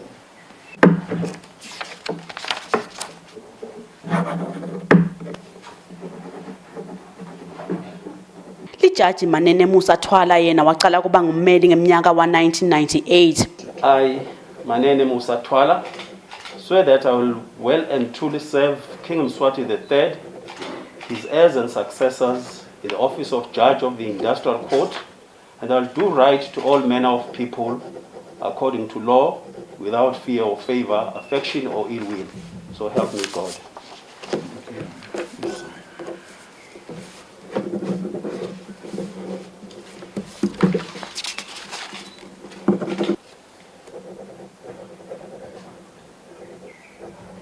Lijaji lelikhulu liphindze lakhumbuta lamajaji lamabili kutsi tijubo temacala emajaji alapha eveni kubheke kutsi atikhiphe kungakapheli emalanga langemashumi layimfica, watsi nabo kubheke kutsi bahambe ngaloyo mgomo. Etindzabeni teSwatini TV kubika Samkeliswe Khoza nginaphathizwe Msibi senkantolo lenkulu. Sekafungisiwe ngalokho semthethweni malunga eParliamente etinkundla letimbili asanza kukhethwa. Lamalunga eParliamente nguDumsani Dlamini wenkundla kaLamgabi kanye naSipho Mzebele wenkundla yaseshiselweni 1. Lokho kulandzeleka ukuthi bahambe phambili elikhethweni lokugcwaliswa kwetikhala. Lamalunga eParliamente ahambe embili ngemavoti elukhethweni lokugcwaliswa kwetikhala lebolubanjwe emavikini lengcile. Dumsani Dlamini lilunga leParliamente lenkundla kaLamgabi, Sipho Mzebele lilunga leParliamente lenkundla yaseshiselweni 1. Lamalunga eParliamente afungiswe endlini yabayisikhulu. I Sipho Mzebele do swear that I will be faithful and bear true allegiance to King Mswati III, his heirs and successors according to law. So help me God. Siyabonga mhlonishwa. So ngasayina ke lapho ufunge so I Dumsani Andrew Dlamini do swear that I will be faithful and bear true allegiance to King Mswati III, his heirs and successors according to law. So help me God. Siyabonga mhlonishwa. So ngasayina. Umcondzisi wetinkhulumo endlini yabayisikhulu Petros Mavimbela udvumselela malunga waphinze wawemukela. Na ufika endzaweni ukhanzela labo lobakhanzako bahlonishwa ke labo ngeke banjube umsila esikhundleni bahlonishwa batakunifundzisa ukuthi inqubo yeParliamente ihamba kanjani, usenjetwa kanjani, usukuma nini, na usukuma ufuna ukhuluma kanjani. Emalunga eParliamente emukelela amalunga aphinze aveta ukuthi atawubasita lapho batawudzinga lusito khona. Sitawusebentela abantu. Sibabongela kabuhlungu ngoba bavale emaqhawe besigijima nawo. Sebentike amalunga lamasha lafika emsebenzi emaportfolio nangathendi ekseni niyangena into sebenta sikhathi ukuthi nisigcine isikhathi. Speaker, kungaba kugcizelela nje inhlonipho Mr Speaker. Into lemcoka kakhulu ukuthi sibeke live embili. Lamalunga eParliamente agcizelele kakhulu endzabeni yenhlonipho. Lamalunga abese yakhonjiswa lapho atawuhlala khona eParliamente. Itindzabeni kubika Sondomlangeni eParliamente. Ngenxa yesimo semkhuhlane i-COVID-19 eveni, tivakashi tengonyama letigcinwe ngumnyango wokucondzisa timilo His Majesty's Correctional Services leto ke letidzinga kuyovusela inkantolo bomantshi ke batawuchubeka nekutivusela ngakhona kulomnyango tingaye enkantolo lokho kuvete lijaji libheki Maphalala. Ngenxa yesimo semkhuhlane COVID-19 lesikhona lapha eveni, lijaji lelikhulu bheke Maphalala likhumbude sive ukuthi tinkantolo talapha eveni titawusebenza kanjani. Maphalala uvetile ukuthi tivakashi tengonyama letigcinwe ngumnyango wekucondzisa timilo, His Majesty's Correctional Services letidzinga kuyobula inkantolo titawuchubeka nekuvusela bomantshi ngakhona kulomnyango tingasayi tinkantolo. All remand hearings will be conducted at the Correctional Services Centers effective 24 August 2021 until further notice. 2. Principal magistrates will designate magistrates to preside over remand hearings at the Correctional Services Centers. 3. Inmates will not be transported to the magistrates' courts for the purpose of remand hearings pending further advice. 4. All civil, criminal, and labor matters will continue being heard in all our courts in the country. 5. Only persons with a direct and substantial interest in a matter, inclusive of legal practitioners, litigants, close relatives, accused persons, witnesses, court staff, media practitioners, will be permitted to attend court hearings to the extent that they do not exceed 20 people at a session. All people entering court premises and the office of the Master of the High Court will be required to sanitize their hands. Sanitary material will be made available in all entry points. Court premises and the office of the Master of the High Court have installed running water, soap, and disinfectants in toilets with a view to curb the spread of COVID-19. Judicial officers and court orderlies will ensure that people entering courtrooms maintain a distance of at least 1 meter from one another during court proceedings. Meetings of next of kin will continue being held at the Master's office, subject to a maximum of 20 people at a session, and the maintenance of a distance of at least 1 meter from one another. Maphalala ukhumbule tisebenzi tenkantolo ukuthi uma tiva timphawu temkhuhlane tivele tisukume tiye emtholampilo lofutane. Waveta ukuthi netinkantolo tawuchubeka nekufutfwa ngemuthi wekubulala emagciwane njalo njalo kude kuvikeleka kwanza kwalomkhuhlane. Etindzabeni teSwatini TV kubika Samkelisuye Khoza nginaphathizwe MCB eMbabane. Umqondisi wetinkhulumo endlini yabayesikhulu sewubonge emakhosi ngekubulawa kwetinduna letimbili tembuso. Umhlonishwa Phila Buthelezi kanye naMabulala Maseko. Umqondisi wetinkhulumo uchubekile wakhuthaza tinduna letimbili ukuthi tichubeke nekusebentela live ngekwethembeka kanye nekukhandleka. Ngemuva kokuthi isilo semhlaba ingwenyama yenkosi Mswati wesithathu sibulale tinduna tembuso letimbili, umqondisi wetinkhulumo endlini yabayesikhulu Petros Mavimbela sewubonge emakhosi ngekubona kufanele kuthi abulale labo ahlonishwa lababili. Mavimbela ugcizelele kakhulu ekuthenini abasebende ngekutikhandla basebende umsebenzi welive. Bangabe bayiswela etinkhundleni bese senisinini awu umsebenzi welive semnyendi ngibambeni yombili lemsebenzi emaswati angakhala etinkhundleni kanye neparlament ingakhali ingane kanjalo nayo iexecutive ingakhali ingane. Emalunga eParliament nawo abongelela abahlonishwa ngekuthi emakhosi abethembe. Siyethemba nawe emalunga njengoba beswabona dosa sithi Swati emadle umphakadliwa. Siyethemba ukuthi live batali bambisa ngekwethembeka njengoba bebathembekile basebambe lo msebenzi landlini. Nangempela sikhutalwandle sithi bayethi wena waphakathi.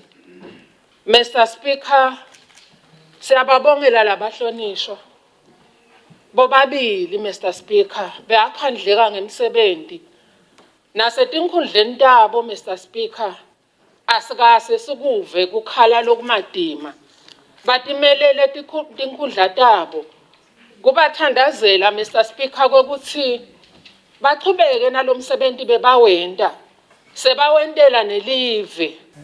Lokubekwa kwalaba, it was not by favor but by their merit. bawushile umushi lapho bachamuka khona sibofakazi sila endlini. Bahlonishwa labanyenti bakhulume ngavilinye kutsi labahlonishwa lababili batfole lokuthenjwa live ngemisebenzi yabo lemihle futhi lebonakalako. Etindzabeni kubika Sondomlangeni kusephalamende. Umfundisi Sikhumbuzo Shongwe sewutinikele emaphoyiseni kulandzeleka ukuthi asolakale ukuthi udubule umkakhe Jabulile Nkonyane ngelisondo emini elugaganeni. Umfundisi ke utinikele ekuseni sokushayeka insimbi yesikhombisa makaya kakhona emaphoyiseni bekahamba nababo wakhe umbishop Neshongwe kulabanye. Umfundisi Sikhumbuzo Shongwe sewutinikele emaphoyiseni namuhla kungumsombuluko. Shongwe utinikele emaphoyiseni akaManzini kulandzela ukuthi asolakale ukuthi udubule umkakhe Jabulile Nkonyane ngelisonto emini. Nkonyane kungumanje solo usesibhedlela eManzini Clinic uselashwa. Shongwe utinikele aphekeletelwa ngubabe wakhe umbishop Neshongwe naletinye tihlobo. Kuvakala ukuthi Shongwe uqale watimikisa estation lesikhulu sesifundza sakaManzini ngensimbi yesikhombisa. Shongwe ufike kulesiteshi lesikhulu nelizibithi lokusibhamu lokusolakala ukuthi ngiso lesisebente kwenda lobucala. Ubese sewuhambisa noma ke sohambiswa ngulamanye emaphoyisa netihlobo takhe wayiswa estation semaphoyisa sakaManzini. Lokubhekekile manje ukuthi emaphoyisa ende luphenyo bese ambeka emacala Shongwe. Ngemuva kwaloko kubhekeke ukuthi abese uvela enkantolo yamanje khona kaManzini. Loxhumanisa sive nemaphoyisa Superintendent Phindile Vilakati uyaveta ukuthi yini emacala labhekene nawo Shongwe. Sevele ke ubekiwe emacala kulandzela ukuthi alimate yena lo ngumkakhe nesihlobo sakhe. Uchatshwe ke ngema attempted murder lamabili laba lababili labagcine bashayeka. Sisatawuchubeka ke noko neliphenyo ngoba letinye tintfo tiyachubeka nekuvela sisendawona umsebenzi. Sitawuthatha konke lesingakweleka siyathemba ukuthi nasicedzile kahle angahlavela enkantolo kumbe ngelanga lesibili noma ngalesithathu. Ndabeni Eswatini TV kubika Themkosi Mavimbela nginavuma inkosi Nzinisa kaManzini.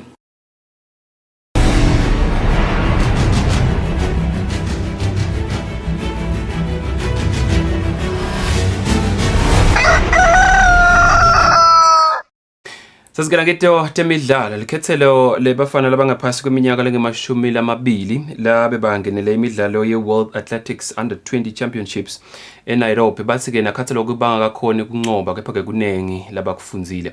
Likhethelo ke libheke ukuthi litheleke lomuhla eveni. Emidlalweni yema-World Under-20 Athletics Championships live belimelele tingijimi te-relay kule midlalo ke kuhithiyadwa ati kakhona ke kuchubekela esigameni lesilandzelako. Lemidlalo idlalelwa eNairobi eKenya. Nakhatha lokho njalo ke letingijimi tithi kuningi kakhulu etikufunzile kule midlalo lokutabasita abasakhula. Sicela kakhulu sicale sibonge lethuba leli siniketelo njengelive ukuthi singanimelela kubo bonke abantu labangaka.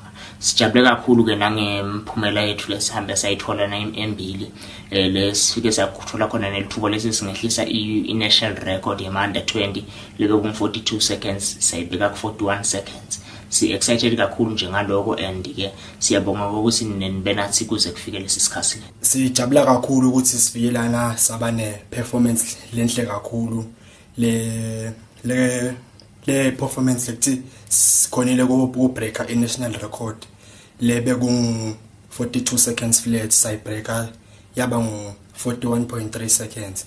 So siyathemba ukuthi siyajabula ukuthi siyalibona le shinjo la ka athletics ezisima athletes lamancane. Siyathemba ukuthi in the near future sitaba masters all over the world. With our result, we are happy with our results because we improved from the last time we went to a competition. We're coming back with a junior record for Swaziland, which we know we can still get better from it. It's only like a learning curve, and we can only get better from that. Khethelo kelibheke ukuthi litheleke kuleli ngalesibili. Lobekela umsakazo weSwatini TV temidlalo ngiphathiswa Msibi eMbabane. Bangwasithi kucala tesibili dalo lusuku kuloluhlelo Kusile breakfast show start salikhefu lelifishane kuba hlolwa etitolo masibuya siyaqhubeka nalohlelo longelela amagagula uyabuya uyaqhubeka nalohlelo. This is Kusile. Good morning.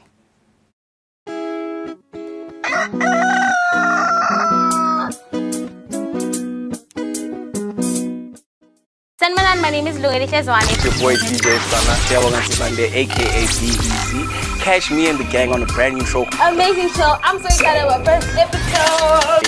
Hot new show for Studio One. As you guys know, we do cover all things music and entertainment. I'm going to be doing the news aspect specifically. Our news is divided into two segments, into international news and then local news. I'm going to be on the cozy couch, hosting all the guests that we have on the show. Thanks for joining me on the cozy couch. Your performance, how did you feel about that? I loved it. Honestly, I was ecstatic, man. I'll be dealing with the hottest videos for the week. At number 1, we have Tenderness featuring Willem Seni for Love Me. We have the same thing, and it's now been open with the both of us. Number 1 DJ in Africa. See you every Saturday at 6 p.m. on Eswatini TV. Studio One. Studio One. Studio One.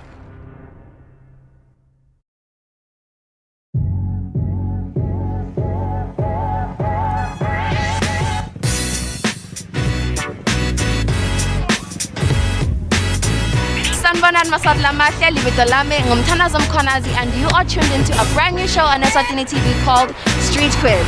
Street Quiz is a show that is aimed at finding out just how well you know your beautiful country and just how well you travel. Now, the beautiful part about it, and that is my favorite part as well, is you get to win a special prize. Now that could just be money or a little something extra. As for me and my team, Nidanibona every week from here just as long as you tune in and now wanna start Ndongang Balege.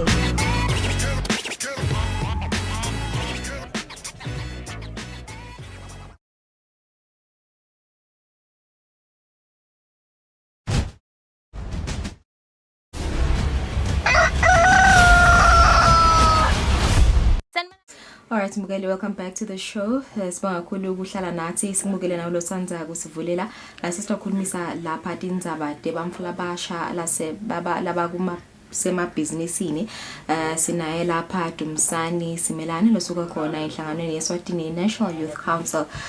Sitakhulumisana naye nje ngemsebenzi noma ke emsebenzi lebe bawenda bamfula basha lebaye khona eNingizimu Afrika lobitwa ngokuthi boot camp bebaye khona nje kuyofunda kabanti ngetemabhizinisi nje ukukhumbula ukuthi vele ngiloko lacicudela kuhulumende ukuthi bamfula basha bangene kutemabhizinisi kude bato wati kangcono bebayile ke eSouth Africa eCape Town lapho bafika bafunda khona ngetemabhizinisi ngekubitwa ngokuthi boot camp stava abantu ngayidumsana ukuthi ihambe kanjani ingabe lihlelo leli nje vele nje lucala nini kuba khona asikumukele sivusele Dumsani kumunje nangasinike nje sithume nje akafishana ukuthi la boot camp yini vele kwendiwani khona nekuthi nje ngabe vele mhlawumbe bamfula basha laba participate abafundzani nje vele. Siyabonga kakhulu umuntu akavusele e-studio phinza buvusele babukela emakhaya kakhulu bona abantu labasha.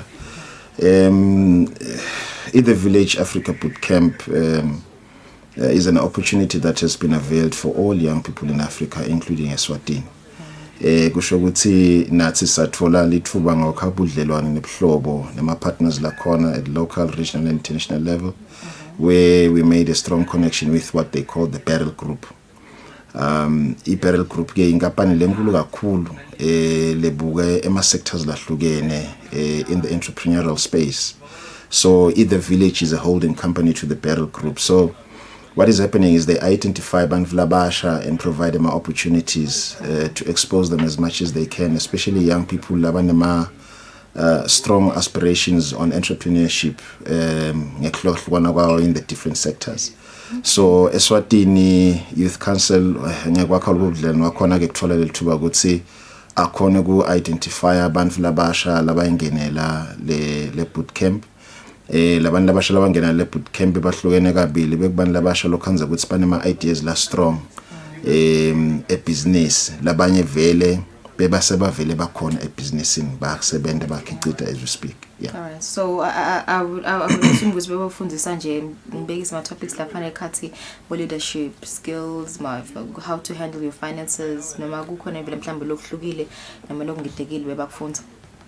Yes, kule boot camp labantu labasha one bebayo exposewa in terms of ukuthi uma ngusoma business lomncane how do you position yourself for opportunities, and that would include exactly what you are talking about ukuthi benetinhlobo letehlukene ke letfaka khatsi leadership ukuthi as a young person aspiring entrepreneur how do you position yourself to meet potential partners, lofaka khatsi boma negotiation skills, communication skills, people skills, tonke letingone letikhulumisa leadership as per with the different king versions of leadership and governance.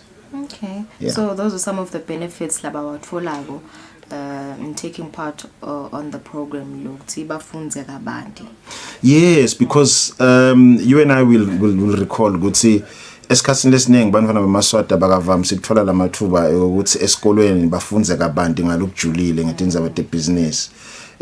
So ukhanze usina sebakhulile bafika esikhatsini lapho sebasicedzile esikole sekukhanzakala ukuthi impilo at some point iyabaphushele kuthini abacabange independently about how they can provide a sustainable livelihood for themselves. So lenza bebusiness bese ifika iba challenge because akafunzi lo mfana mhlambe at an early age ukuthi ibhalwa njani nje business plan on its own.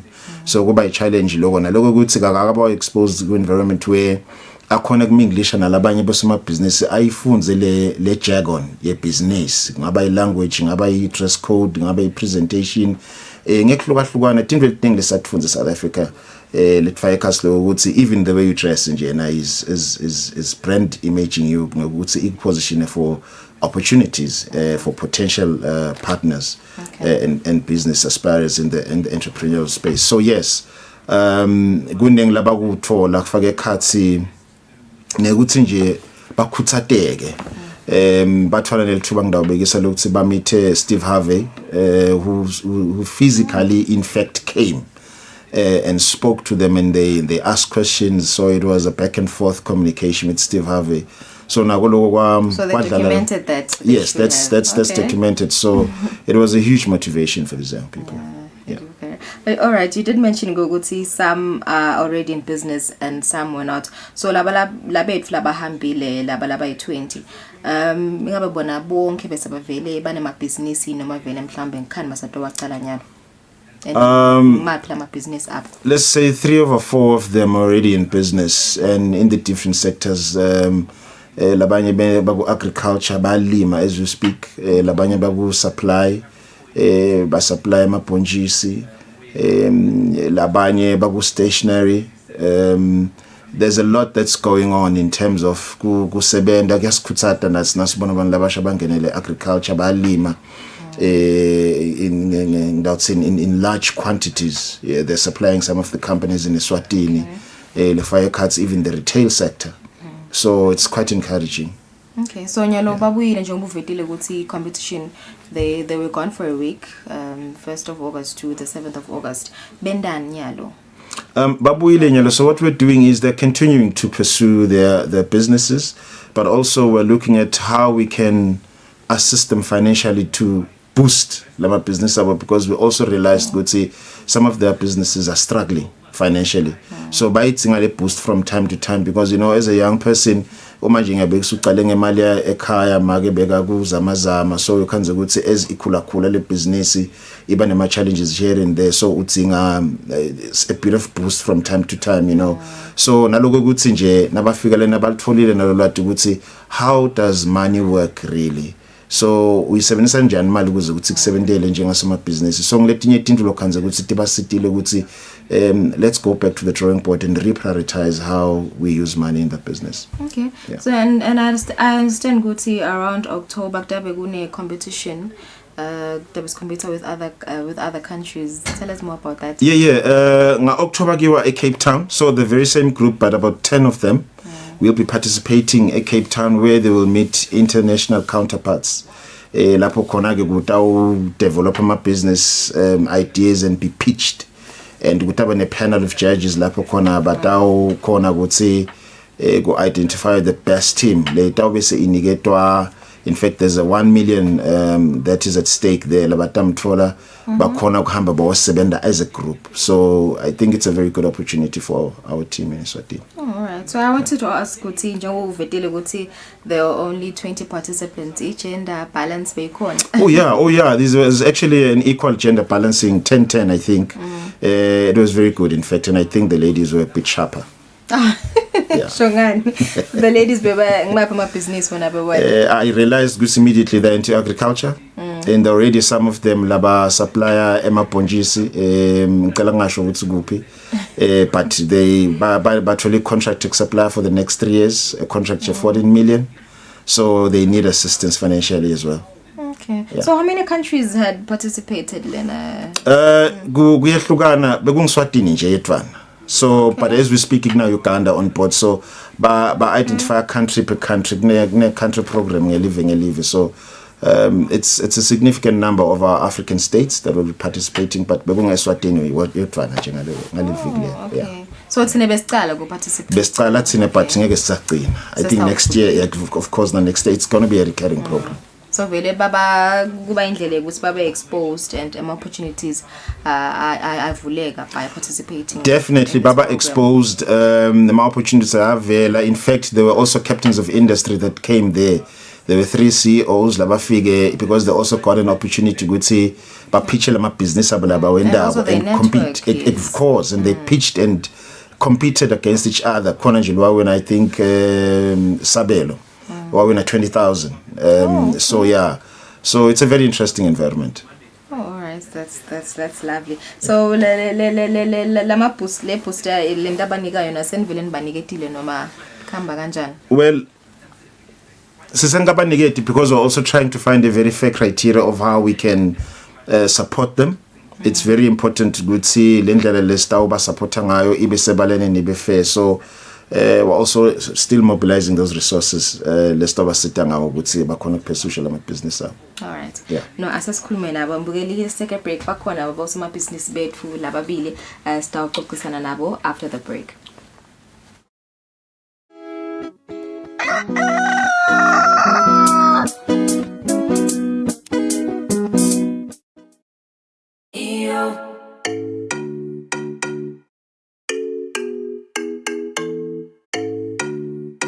Your favorite music show is back. We're bringing you the hottest music videos and live studio interviews with your favorite celebrities. We're giving you a front row seat to the latest fashion trends as well as your weekend gig guide. Join us live on social media and call in to send in your shout-outs. Catch This Weekend Eswatini every Friday at 5:30 p.m. live on Eswatini TV.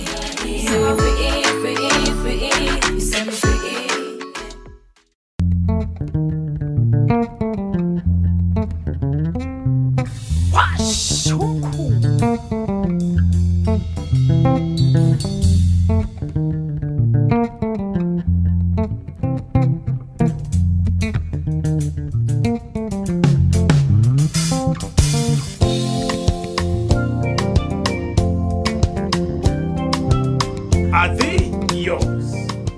Ngabukela ke washa umkhukhu every Sunday at 3 p.m.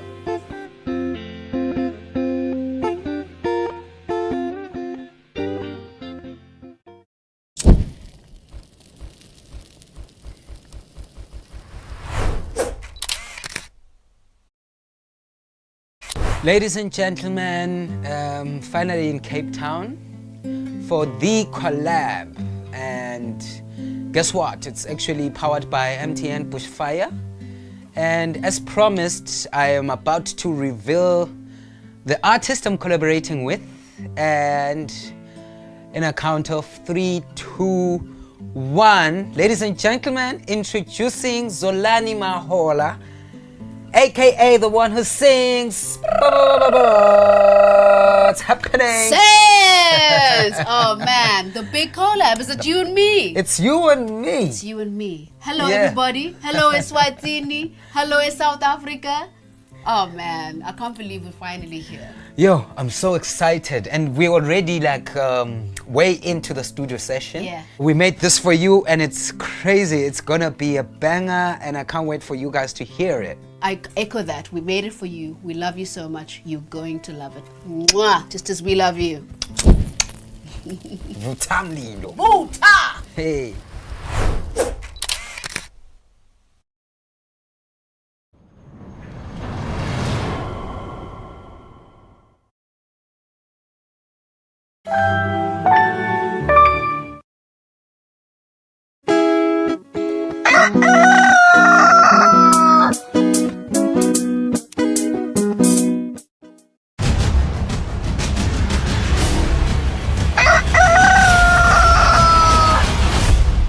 Alright, simukele sasiphinda sibuyele ehlelweni Kusile Breakfast Show simukele nawo losanza kusivulela sitakhulumisa lapha abamfla abasha lababili bebangenele le training labe seNingizimu Africa eSouth Africa labe bayofunza khona ngetema business bootcamp le bootcamp lena beyilungiswe inhlangano Eswatini National Youth Council ibambisene ne the Village Entrepreneurship program style bakhulumisana lapha sinaye Phumzile Thwala kanye naSabelo Vilakade kanti ke bobabili baselihlangothini lode kulima yena Phumzile usensimini uyalima kanti Sabelo lapha eceleni kwami uprovider idata kubo balimi sicacazela abantu ke ukuthi ingabe kahle kahle umsebenzi wakhe yini masendivusela sinimukele ehleleni ninjani vele samathini iphilile ni like training and I'm sure kunekule nikufundzele a whole 7 days ngicanga ukuthi kunekule nikufundzele mhlambe nangaqala ngawe nje Phumzile ukuthi kuva nje ukuthi after the training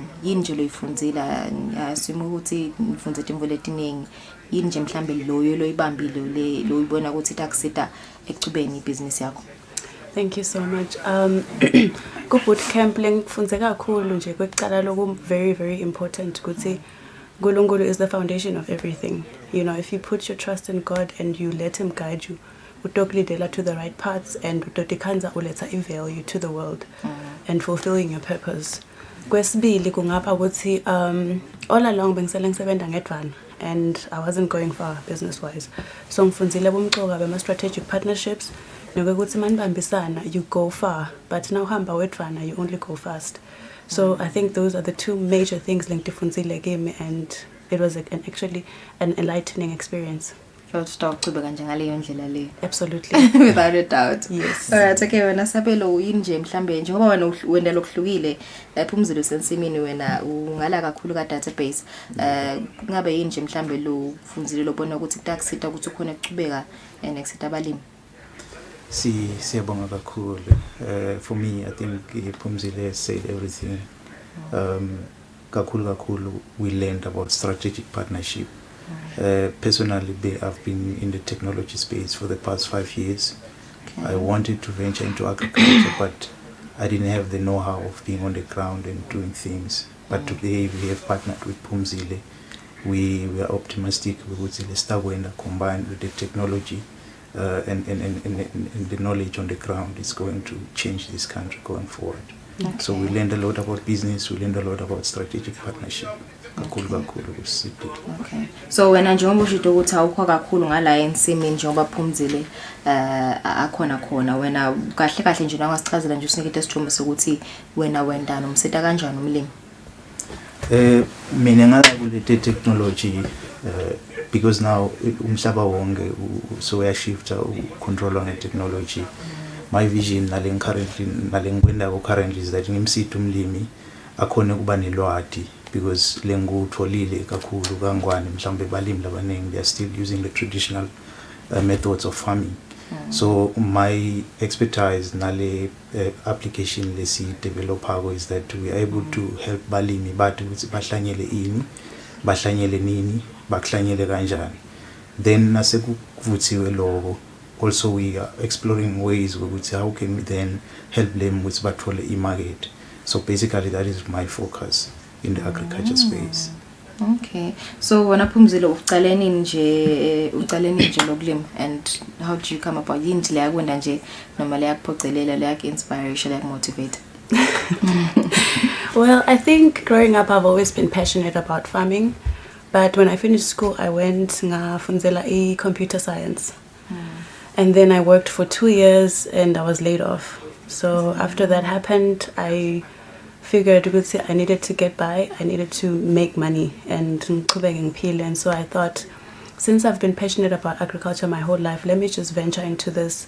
So I was lucky to do MA standards, SWASA standards, like quality management system, and food safety management system with Ministry of Commerce, SWASA. And then after that, I was lucky to also be nominated by Youth Fund to be amongst the participants at Latola, the revolving fund. Ngakhona kuthenga resources like my fencing and the irrigation system, part of it. So it's been 3 years and it's been ups and downs, but I'm still pushing. Yes. Okay, so kusebendele imvelo lokuthi uyele uyofunza kabantu about nje business, how to handle a business nje ukuthi iphathwa kanjani. Absolutely, because lena babasifundisa ukuthi you know siphilela abantu umuntu ngebantu naloku ukuthi there's many problems around the world. So if as a young entrepreneur noma as an entrepreneur in general, you are able to spot a problem and then bring a solution, adding value to community, then you are going to thrive as a business. And naloku ukuthi sisebenzisane with others, because Africa Free Continental Trade Agreement, so which is something that young people need to also pay attention to and about take advantage of, because as Africans there's many resources that are actually within our continent. So as young people aware what does the world need, and then to provide those solutions. Okay, Phumzile, ngoba sihlale sivo nje ukuthi hayi bomake neba sengatheni nengenela tekulima bomake bakahle nje kuphi. So mawuva nje ama comments la kanjalo wena nje nyalo la sawkhona wenda kanjani nje vele, what keeps you going? Farming is really hard.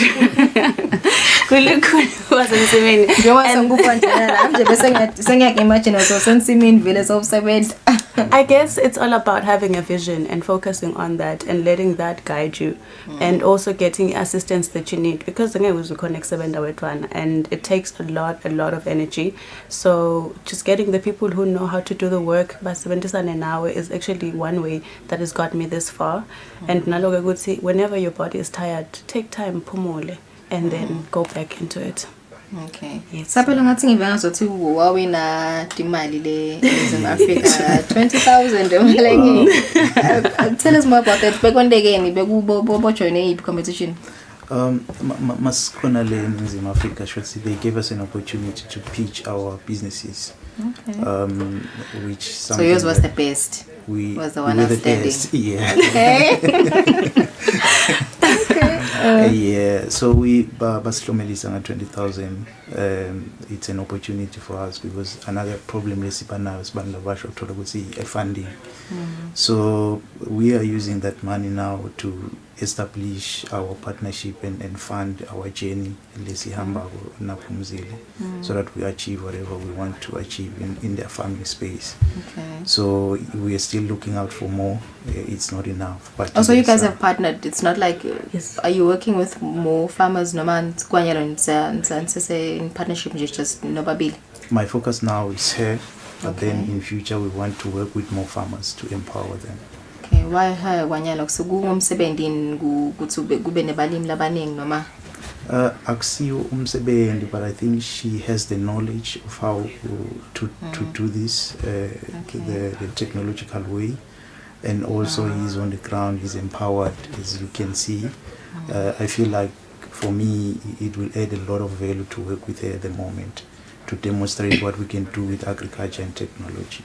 Okay. Yes, and maybe to add to that, there's vegetables for my market, and I don't have on my side. There's relationships I've also forged with other farmers. So I think that's also another reason why we make good partners, because also with the database that he's creating to also expand his farmers, which is people I already trust and people who grow crops according to the standard things. Okay. Yes. So there's a competition happening in October. So you guys definitely are you ready? we're definitely going to join, but we don't feel ready enough because there was another competition just last week Friday, and you know the person who won, uyayati business yakhe, and he's been in the industry for some time, kunama records, to prove what he's doing.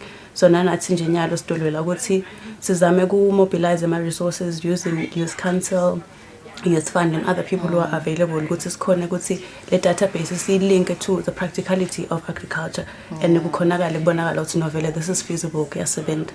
Okay. Yes. All right. So thank you guys and good luck. Thank you for coming to the show. Thank you. Simukele besikhulumisana lapha nabo bamhlabasha lababili lebabangeneleke le training lebeyendeka khona eSouth Africa bebatrainwa ke ngedema business bathi kunengi lapha kufundzile lonengi lwati lababuye nalo lapha even laseSwatini but wena siqiniseko sokuthi basebenzela ukuthi nawo kuba khona sandla lapha sifakako hlangothini lotekulima lapha eSwatini. Leseke bengibukelina sibuya sitawubuka tindzaba tangaphandle kwakuleli.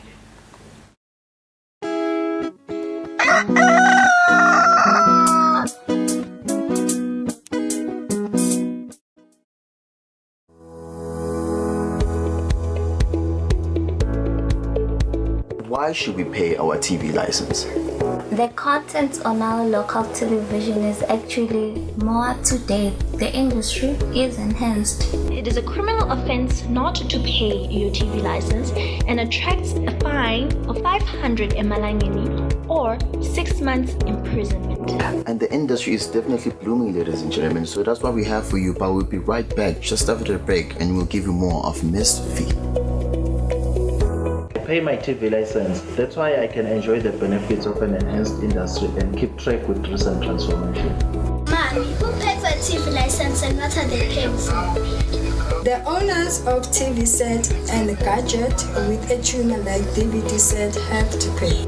Pay your TV license at NetBank with the details provided on screen. Or use your cell phone via the mobile money pay. You could also visit your nearest post office and pay there. Pay your TV license via Eswatini Mobile Imali. Any TV device retailer can purchase a license to trade. Pay your TV license and enhance the industry.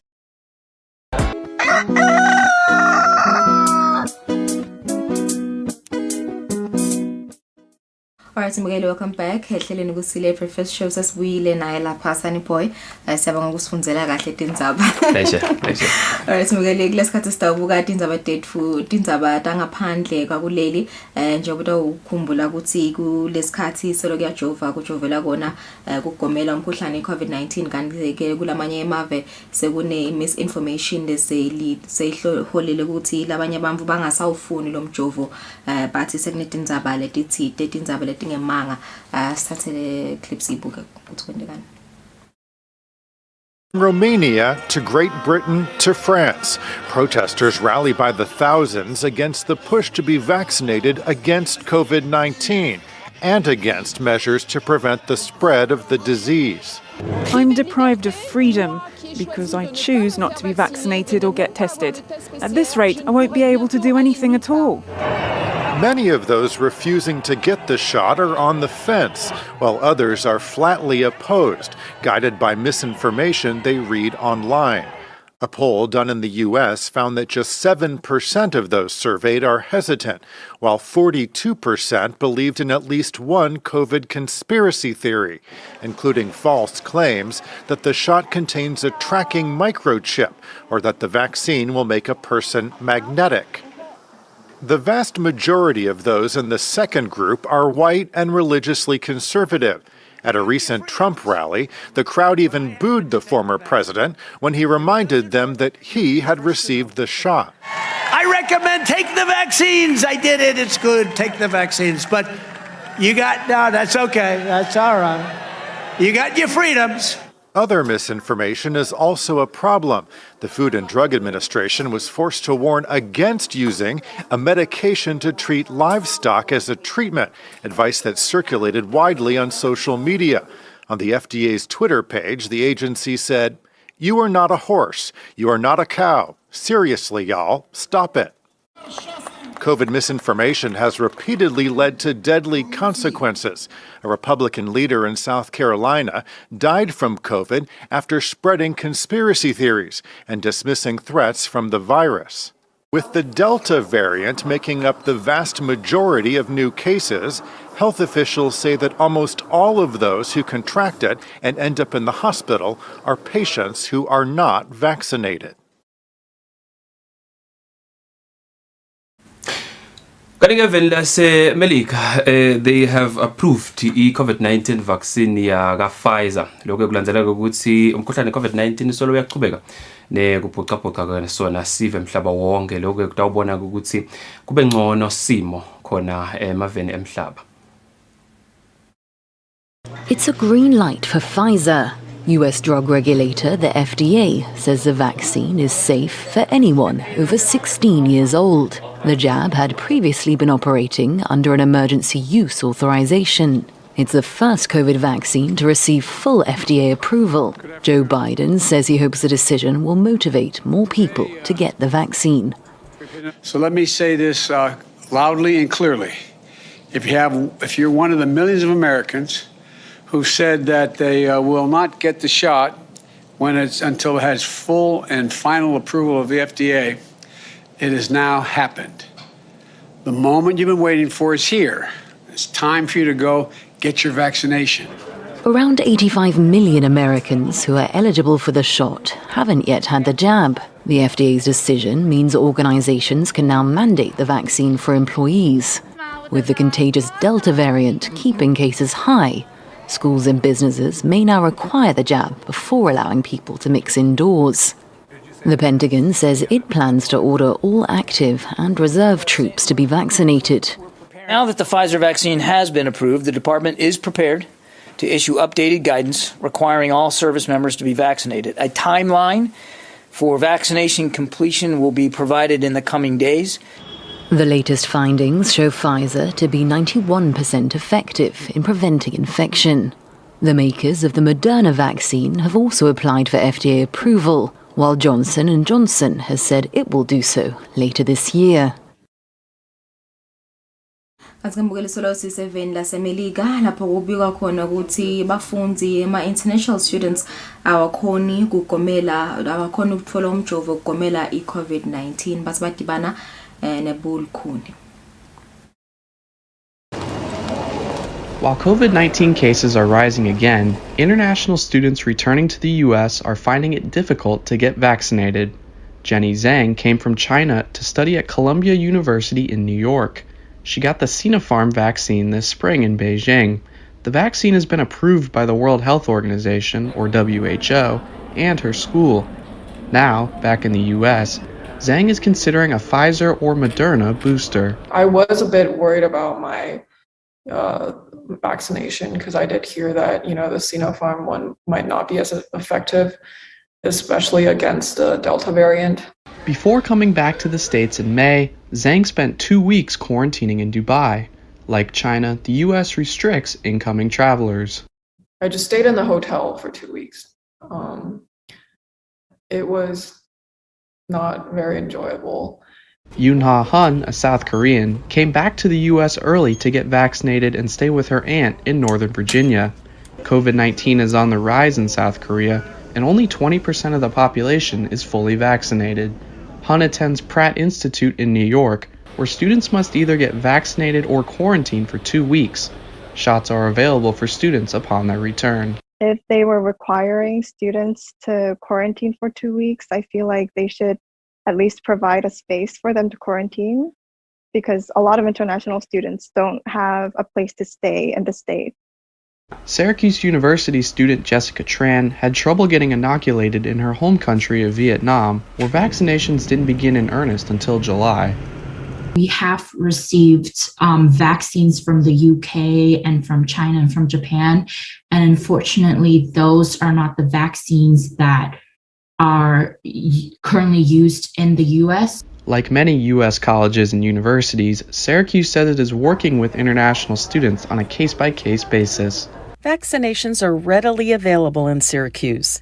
and we do not anticipate that international students will experience any difficulty in obtaining the vaccine once they arrive. Students who get vaccinated upon arrival must wear a mask and participate in weekly COVID testing until 2 weeks after their final vaccine dose. And so right now I'm not going into the city as much. I think back at school, if I know that everyone is vaxxed, then I'd be a lot more comfortable. Most students will return to university between now and mid-September. Alright, Mugele, it's 2 minutes before 8 o'clock. Kanti ke stisha stibeka lapho tindzaba tefuta ngaphandle. Yeah, Mbukele sibonga kakhulu kuba nathi namhla ehlelweni nasanipho yena isifundzele kahle tindzaba vele akuse imvo lensha imvo vele lahlala yenda mihla yonke toba nathi kuze kube ninsani boy For as long as you want me. Alright, Mbukele tinenge tindzaba sikhulumisile namhla besikhulumisana lapha tindzaba teklubeteka ngetebulili gender based violence saphinde sakhulumisa lapha tindzaba tebamfula basha labase businessini sakhulumisana tindzaba letendeka ngaphandle kwakuleli namuhla ke kufungisa lokusemthethweni mengameli omusha wasevenda seZambia Hakainde Hichilema kanti ngiyithatheli yethu icolleague yami LinkedIn kule ukhona khona eveni la seZambia umbiko lokuthola sawuthola khona edindzabeni tensimbi yesikhombisa sanboys makakhulu kuba nathi namuhla. Hope to see you tomorrow. Thank you so much. Bright and early tomorrow. The best call. And after best kuluma tindzaba still na lenye pandemic gender based violence. About the COVID na ukhona ke phake ish kodwa umele sinathi sikhwice simadodza yeah diphathe kahle sidiphathe kahle siphathe kahle naye Alright, Mugele, thank you so much for joining us today. Have a beautiful day. Because mina ebengilenhle sibonga kakhulu ukuhlalisana nani. This is the Tuesday edition of Kusile Breakfast Show. Sale kahle.